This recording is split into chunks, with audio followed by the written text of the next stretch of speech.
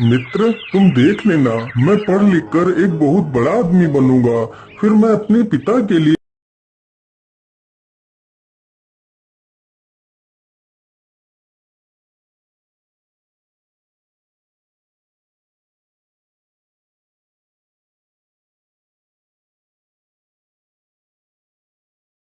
बेटा, तुम अब उठ जाओ, सुबह हो गई है। नहीं तो तुम्हें स्कूल के लिए देर हो जाएगी। मैं काम पर जा रहा हूँ और तुम आराम से खाना खाकर स्कूल चले जाना। हाँ हाँ पिताजी, मैं स्कूल समय से चला जाऊंगा। इतना सुनकर उसके पिता काम पर चले जाते हैं। उसके पिता एक सेठ के घर काम करते थे, जो सेठ एक बहुत बड़ा व्यापारी था।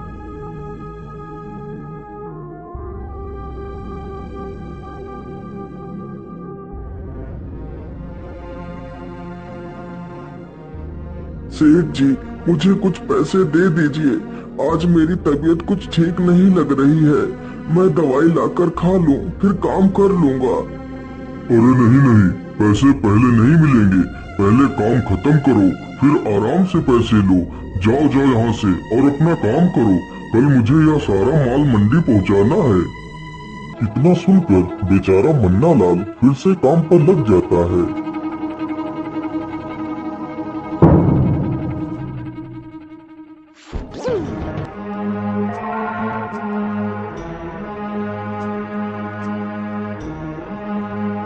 अरे रमेश बेटा, जल्दी चलो, तुम्हारे पिता बोरी लेकर गिर पड़े हैं।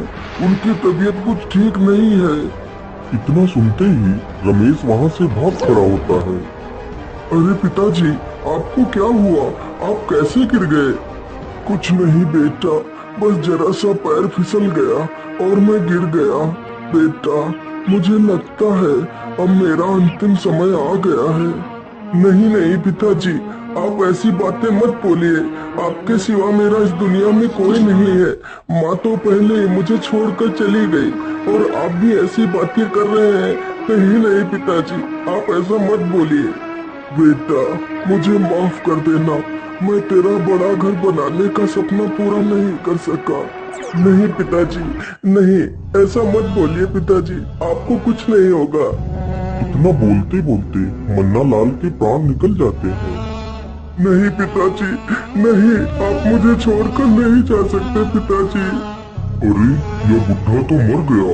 अब इसके मरने का फायदा मैं कैसे उठाऊं? चलो चलो रमेश, अब ज्यादा मत रो। चलो अपने पिता का अंतिम संस्कार कर दो। हाँ हाँ रमेश, सेठ जी ठीक कह रहे हैं। तुम अपने पिता का अंतिम संस्कार कर दो। फिर रमेश अपने पिता का अंतिम संस्कार कर देता है।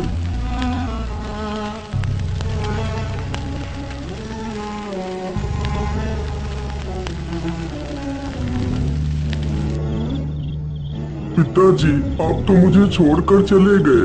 अब मैं पढ़ाई कैसे करूंगा? यदि पढ़ाई करूंगा तो खाऊंगा कहाँ से? नहीं नहीं, मैं कल से ही सेठ के पास काम पर लग जाता हूँ और खाली समय में पढ़ाई कर लिया करूंगा।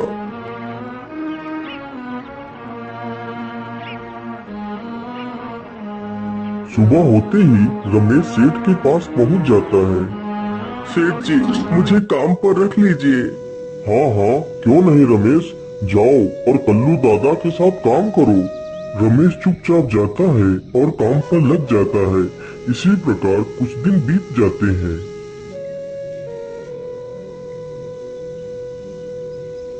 सेठ जी, आज मुझे काम करते हुए पूरा 1 महीना हो चुका है। अब आप मुझे मेरी मेहनत के पैसे दे दीजिए। अरे, कैसे पैसे? और किस बात के तू पैसे मांग रहा है? सेठ जी, आप ये कैसी बातें कर रहे हैं? मेरी मेहनत के पैसे, जो मैंने आपके यहाँ पर काम किया है, उसके पैसे। लेकिन उसके पैसे तो मैं पहले ही तेरे बाप को कर्ज के रूप में दे चुका हूँ। लेकिन सेठ जी, मेरे पिता ने तो कभी भी कोई कर्ज नहीं लिया। यदि वो ऐसा कुछ करते तो मुझे अवश्य बताते। मुझसे बहस करता है? चल जा और जंगल से लकड़ियाँ लेकर आ।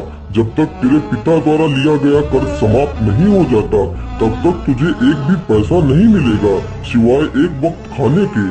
वह सेठ मन्ना लाल के मरने का फायदा उठाना चाहता था, जबकि मन्ना लाल ने कभी कोई कर्ज नहीं लिया था। बेचारा रमेश चुपचाप कुल्हाड़ी उठाकर जंगल की तरफ निकल पड़ता है। रमेश चलते चलते जंगल में काफी दूर निकल जाता है और एक पेड़ के नीचे बैठ जाता है। पिताजी, आप मुझे छोड़कर क्यों चले गए पिताजी? आप मुझे भी अपने साथ ले जाते। यह दुनिया बहुत खराब है पिताजी। इतना कहकर रमेश रोने लगता है। जिस पेड़ के नीचे वह बैठ के रो रहा था, उसी पेड़ पर एक अच्छा भूत रहता था। अरे अरे, यह रोने की आवाज कहाँ से आ रही है? मुझे लगता है कोई पेड़ के नीचे बैठकर रो रहा है। चल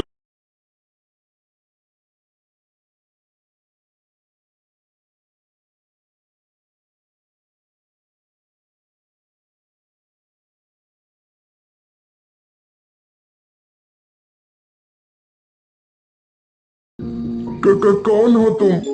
मैं एक भूत हूँ, लेकिन तुम घबराओ मत। मैं अच्छा वाला भूत हूँ, जो अच्छे लोगों की मदद करता हूँ और बुरे लोगों की पिटाई करता हूँ। तुम बताओ, इस प्रकार यहाँ पर क्यों रो रहे हो? भूत भैया, मैं तुम्हें क्या बताऊँ? मेरा नाम रमेश है और मेरे पिता सेठ धनी राम के घर में काम करते थे। इस प्रकार रमेश पूरी कहानी भूत को सुना देता है, जिससे भूत को सेठ पर बहुत अधिक गुस्सा आता है। तुम घबराओ मत रमेश, मैं उस सेठ को जिंदा नहीं छोड़ूंगा और आज ही मैं उसे मार डालूंगा। नहीं नहीं भूत भैया, आप उस सेठ को मत मारना। आप उसे बस सबक सिखाकर छोड़ देना। ठीक है रमेश, यदि तुम्हारी यही इच्छा है तो मैं ऐसा ही करूंगा। तुम मेरी बात ध्यान से सुनो। तुम लकड़ियां लेकर सेठ के पास देर से जाना। जब वह सेठ तुमसे देर से आने का कारण पूछे तो कह देना, मुझे जंगल में कुछ मिला है और तुम दिन भर में 2-3 बार जंगल में घूमने के लिए आ जाना। रमेश ने सारा काम भूत के कहे अनुसार ही किया।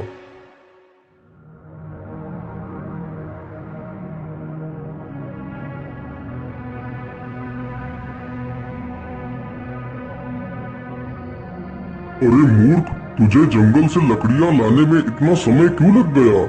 सेठ जी, आज जंगल में मुझे कुछ मिला था, इसीलिए मैं घर देर से आया हूँ। अच्छा, ऐसा तुझे क्या मिल गया था जंगल में?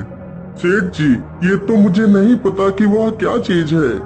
इतना कहकर रमेश दूसरा काम करने लगता है। ओहो, इसे ऐसा क्या मिल गया जंगल में? खैर छोड़ो, मुझे अपने व्यापार पर ध्यान देना चाहिए। कुछ ही देर बाद रमेश वापस सेठ के पास जाता है। सेठ जी, मैं जंगल जा रहा हूँ उसी वस्तु को उठाने। मैं अभी थोड़ी देर में आ जाऊंगा। ऐसा क्या मिल गया है इसे? मुझे भी चलकर देखना चाहिए, कहीं कोई कीमती वस्तु तो इसके हाथ नहीं लग गई। ठीक है, लेकिन जल्दी वापस आना। रमेश तुरंत ही जंगल की तरफ निकल पड़ता है और पीछे पीछे वह लालची सेठ भी उसका पीछा कर रहा था। रमेश चुपचाप उसी पेड़ के नीचे जाता है और वहाँ पर रखी थैली को उठाकर चल देता है। अरे ओ रमेश, रुक जा और यह थैली मेरे हवाले कर दे, नहीं तो मैं तुझे मार डालूंगा। क्या छिपाया है तूने इस थैली में? दिखा मुझे। सेठ तुरंत ही वह थैली ले लेता है और थैली को खोलकर देखता है तो उसमें से ढेर सारे हीरे मोती व सोने चांदी के बने आभूषण मिलते हैं। अच्छा, तो ये बात है, तू इतना सारा धन हमारे घर से चुरा कर ले जा रहा था।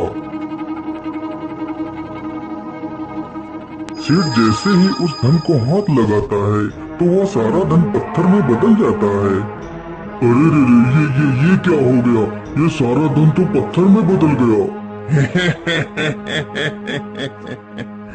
अरे मूर्ख सेठ, तूने मेरे खजाने को अपने पापी हाथों से छूकर उसे नष्ट कर दिया। अब मैं तुझे नहीं छोड़ूंगा, अब मैं तुझे मार डालूंगा लालची आदमी। अरे भूत भाई, मुझे छोड़ दीजिए। मैं गलती से तुम्हारे धन को छू लिया, मुझे माफ कर दीजिए। मैं तुम्हारा सारा धन वापस कर दूंगा, बस मुझे मारिए मत। अच्छा, ठीक है, मैं तुझे नहीं मारूंगा। यदि तू मेरा नष्ट हुआ सारा धन मुझे वापस कर देगा तो मैं तुझे कोई नुकसान नहीं पहुंचाऊंगा। सेठ तुरंत भाग कर जाता है और उसकी तिजोरी में जितना भी धन मिलता है सारा उठाकर भूत के पास आ जाता है। ये लीजिए भूत भाई, बस मुझे माफ कर दीजिए, मुझे कोई नुकसान मत पहुंचाइए। हाँ हाँ ठीक है, तू यहाँ से जा सकता है, अब मैं तुझे नहीं मारूंगा। इतना सुनते ही शेर वहाँ से भाग जाता है। ये लो रमेश, अब तुम्हें इस दुष्ट के घर काम करने की कोई आवश्यकता नहीं। यह सारा धन तुम्हारा है, इसे लेकर जाओ और अपनी जिंदगी की नई शुरुआत करो। मेरी सहायता के लिए आपका बहुत बहुत धन्यवाद भूत भैया। इतना कहकर रमेश वहाँ से सारा धन लेकर चला जाता है। वह भूत कोई और नहीं बल्कि उसका पिता ही था, जो मरने के बाद भी अपने पुत्र के दुख को नहीं देख सका और भूत बनकर उसकी सहायता के लिए आ गया। दोस्तों, हर पिता ऐसा ही होता है जो अपनी औलाद को कभी दुख में नहीं देख सकता।